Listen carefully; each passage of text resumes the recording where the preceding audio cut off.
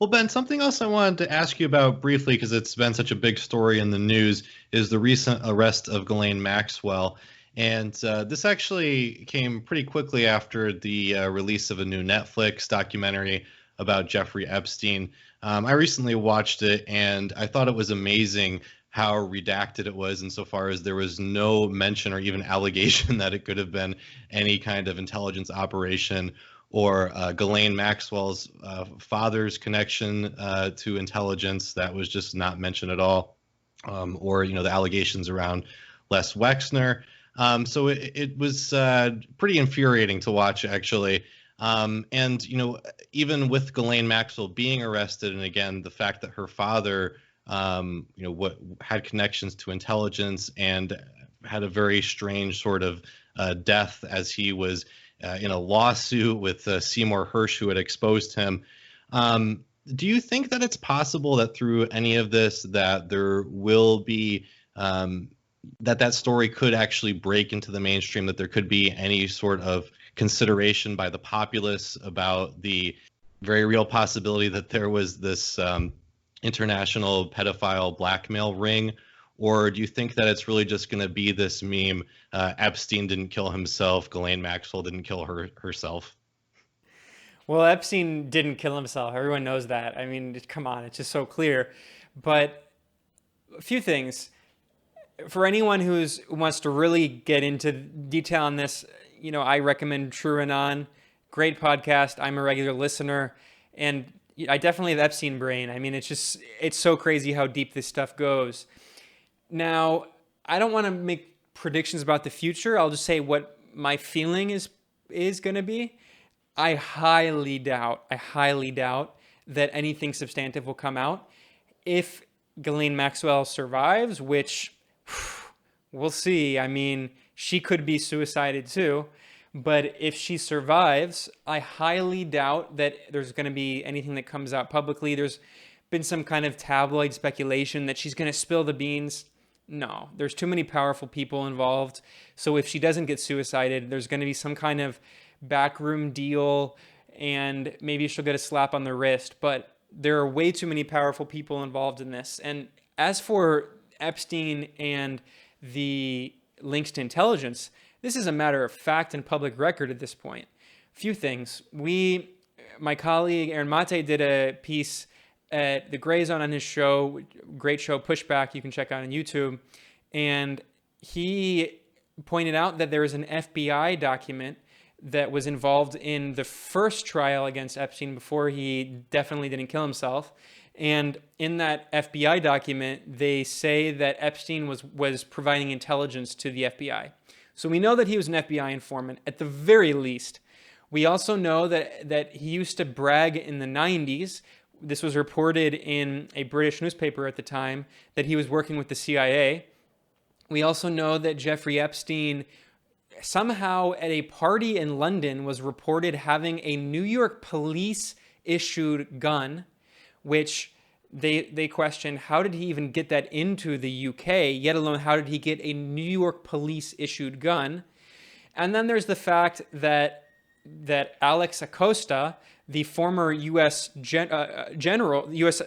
attorney who oversaw the case against Epstein, the sweetheart deal where Epstein basically went to like overnight camp, it wasn't even real prison, and then just got off on it completely, where Alex Acosta was told to give Epstein a sweetheart deal because, quote, he belongs to intelligence. So we have all this evidence showing this. And then we also have Consortium News has done a pretty good piece looking into this. And I have to give a shout out to Consortium News. I forgot to mention they do really good investigative journalism on the left. They published a piece in which a former Israeli military intelligence official acknowledged that Epstein was working with Israeli military intelligence.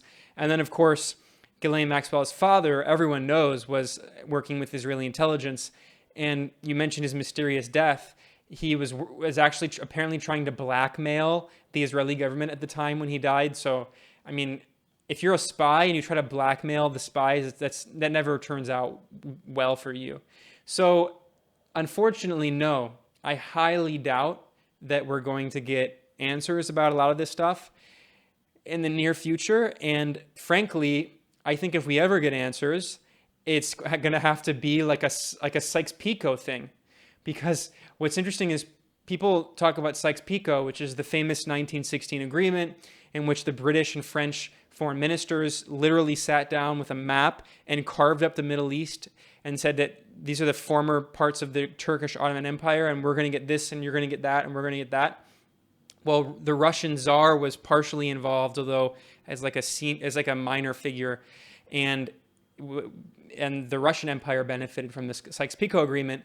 And then what happened was in 1917 with the Bolshevik Revolution, it was the Bolsheviks that raided the Winter Palace. They raided all of the Tsar's documents, and they found all of these documents, and they published it in Pravda, exposing Sykes-Picot. So I think that, not to get people's hopes up too much, if there's ever some kind of revolution or something in the U.S., we'll finally get access to these documents about the sex trafficking ring that absolutely existed as a form of blackmail. So U.S., Israeli, Saudi, British intelligence services could blackmail the most powerful people in the world.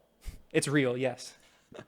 And it is also worth mentioning a couple other recent suspicious deaths.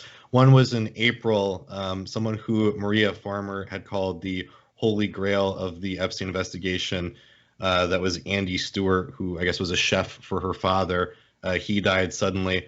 Also, there was a suspicious death of Steve Bing, who had a relationship with Bill Clinton, and who Bill Clinton actually tweeted a little eulogy about. And some have theorized that may have had a connection to Epstein as well. He jumped off a building in Los Angeles pretty recently. So I also found this insane detail, and then with the comrades over at TrueAnon parsed out some more details. Speaking of Ghislaine Maxwell, and this is like right up my alley as someone focusing on imperialism in Latin America, Ghislaine Maxwell claimed at a party which was attended by Prince Andrew.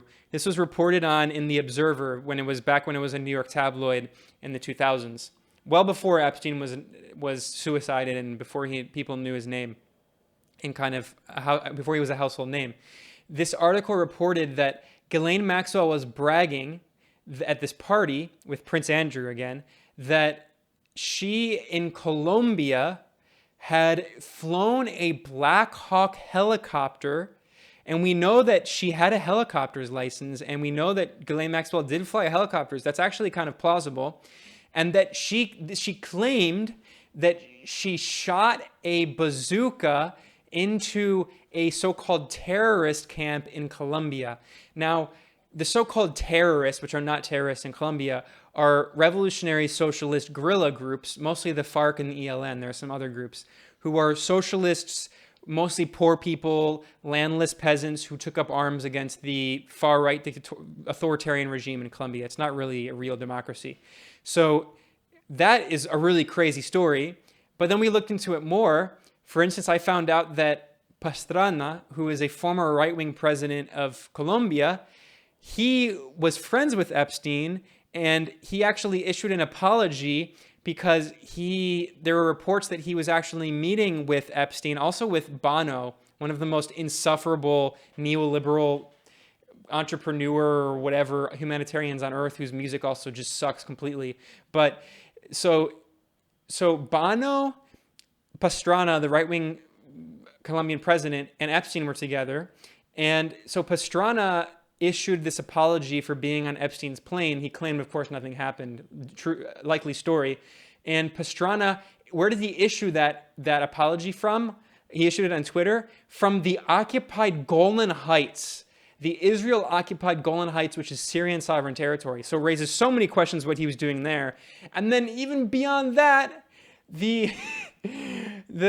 folks at TrueAnon found out that there was also, at the same time when Ghislaine Maxwell was bragging about this, the Bill Clinton administration oversaw the sale of Black Hawk helicopters to Colombia when Pastrana was president. So honestly, I think that's a true story. I'm convinced that Ghislaine Maxwell flew a U.S. Black Hawk helicopter provided by the Clinton administration to Colombia and attacked socialist guerrillas, which just says everything about like the capitalist ruling class. You have it all there in a nutshell. It is also worth mentioning, too, that Epstein was a, quote, enthusiastic member of the Trilateral Commission and Council on Foreign Relations.